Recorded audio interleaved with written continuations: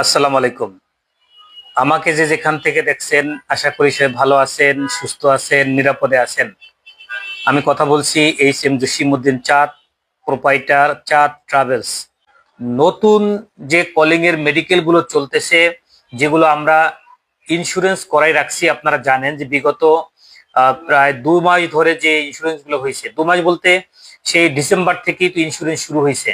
তো এই যে যে ইন্স্যুরেন্স গুলো শুরু হয়েছে, এই ইন্স্যুরেন্স গুলোর যাত্রীও আশা রাখি খুব শীঘ্রই অনলাইন হওয়া, অ্যাপ্রুভাল হওয়া শুরু হবে। সে বিশ্বাস ভরসা আপনারা রাখতে পারেন। পাশাপাশি অন্যান্য সব সেক্টরে কাজগুলো শুরু হওয়ার ব্যাপারেও যে আলোচনা পর্যালোচনা চলছে, ইতিমধ্যে আমরা আজকে একটা অ্যাপ্রুভাল পেয়েছি।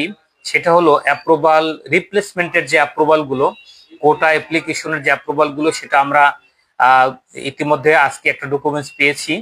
আশা রাখি অন্যান্য বিষয়ে অন্যান্য রিপ্লেসমেন্টের কাজগুলো আমরা খুব শীঘ্রই আমরা পাবো বলে বিশ্বাস রাখি। পাশাপাশি কেডিএন পদ্ধতির যে কাজগুলো শুরু হয়ে আছে গত নভেম্বর মাস থেকে এ পর্যন্ত, আপনারা জানেন যে নভেম্বর ডিসেম্বর মাসে যে ফ্লাইগুলো হয়েছিল, যে ভিসাগুলো হয়েছিল, তার কয়েকটি গ্রুপ আমরা ফ্লাইট দিয়েছি।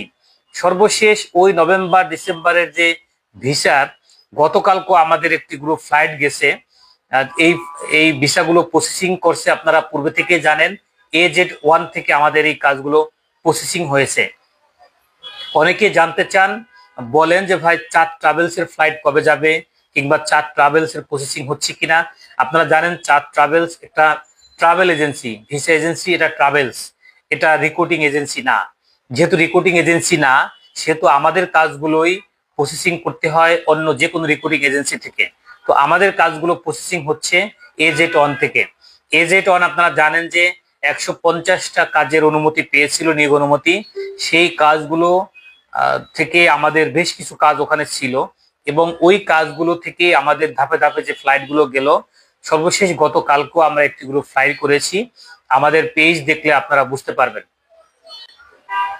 তো আমরা যে কাজগুলো করেছি এ যাবৎকালে, মেডিকেল করা, ইন্স্যুরেন্স করা, ভিসা করা, ই ভিসা, ম্যান পাওয়ার, ফ্লাইট, প্রত্যেকটি আপডেটই কিন্তু আমাদের পেজে দেওয়া আছে, সেটা আপনারা দেখে নেবেন। যে আটকে পড়া যাত্রীগুলো আসলে কবে নাগাদ যেতে পারবে, সে তথ্যটুকু আমি দিয়ে দিছি ইতিমধ্যে। যেহেতু অ্যাপ্রুভাল দেওয়া শুরু করেছে, আমি একটি কোম্পানির অ্যাপ্রুভাল পেয়েছি। যেহেতু একটি কোম্পানির অ্যাপ্রুভাল আমি পেয়েছি, তো আপনারা আশা রাখি যে অন্যান্য কোম্পানি থেকেও আপনারা অ্যাপ্রুভাল গুলো পাওয়া শুরু করবেন। ভাই আসলে আমি আন্তরিকভাবে দুঃখিত, খালি যে বলি এই কথাটা আসলে আমার না। এটা আমি আমার জায়গা থেকে যখন যে তথ্যটুকু পাই সেটা দেওয়ার চেষ্টা করি মাত্র ভাই। আসলে দুদেশের সরকার যদি আন্তরিক না হয়, দুদেশের হাই কমিশন যদি আন্তরিক না হয়, কিংবা দুদেশের ব্যবসায়ী যারা আছে, এরা কিন্তু আসলে যদি আমাদের সর্বোচ্চ ভাবে সাপোর্ট না করে, আমরা আসলে এর বাইরে কিছু করতে পারি না। আপনারা জানেন যে 31শে মার্চ বেঁধে দেওয়া যে সময়টা ছিল, আপনারা জানেন যে 31শে জানুয়ারি একটি ডেট ধরা ছিল যে 31শে জানুয়ারির মধ্যে ফ্লাই করতে হবে। সেই সময়টা কিন্তু বৃদ্ধি পাইছে 2 মাস। তো এই 31শে জানুয়ারির ওই প্রজ্ঞাপন বা চিঠিটা আমরা পেয়েছিলাম 27শে জানুয়ারি। অর্থাৎ 27শে জানুয়ারি আমাদের চিঠি দিছিল যে সময় আরো 2 মাস বাড়বে। তো এই চলতি মাসের কাজ কার কতটুকু আগাইছে, কে কিভাবে কাজ করছে, আমরা সবাই জানি। সেই কাজগুলো আবার আরো 3 মাস সময় বাড়বে বলে আমরা আপনাদের যে তথ্যগুলো দেই, এই তথ্যটুকু সঠিক। এই তথ্যটুকু সঠিক আহ যেহেতু, তো আপনারা অপেক্ষা করতে পারেন যে আবার সময় বাড়বে। এই সময়টা বাড়বে 3 মাস।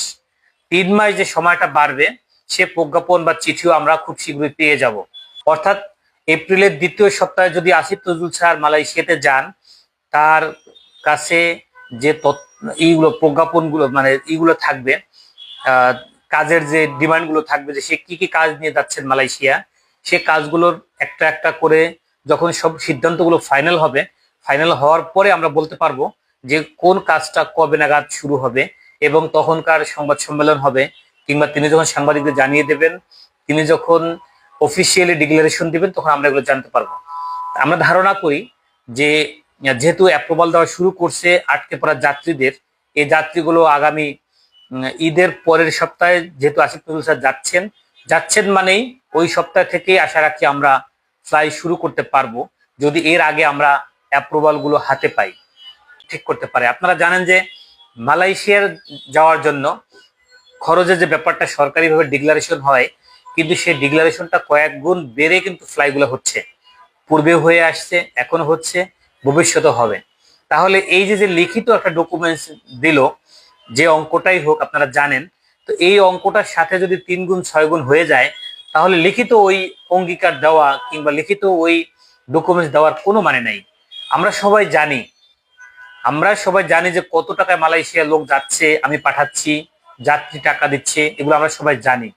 কিন্তু যাত্রীকে জিম্মি করে একটি কাগজের উপরে স্বাক্ষর করা হইলো, সে গেল একটি টাকা দিয়ে, তার 5 ভাগের 1 ভাগ কাগজ কলমে স্বাক্ষর করায় নিলাম। অর্থাৎ যদি সে কখনো বিপদে পড়ে, তখন সে যাতে ওই পুরো টাকাটা দাবি না করতে পারে, সে যাতে কিছু অংশ দাবি করতে পারে, এরকম হয়ে যায়।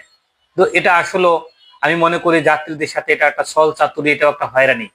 তো এই হয়রানিগুলো না হয়, যদি এই হয়রানিগুলো থেকে আমরা রেহাই পেতে পারি, সব যাত্রী রেহাই পায়, সেক্ষেত্রে আশা রাখি এই বাজারটা স্বচ্ছতা এবং জবাবদিহিতার সাথে চলবে বা চলা উচিত।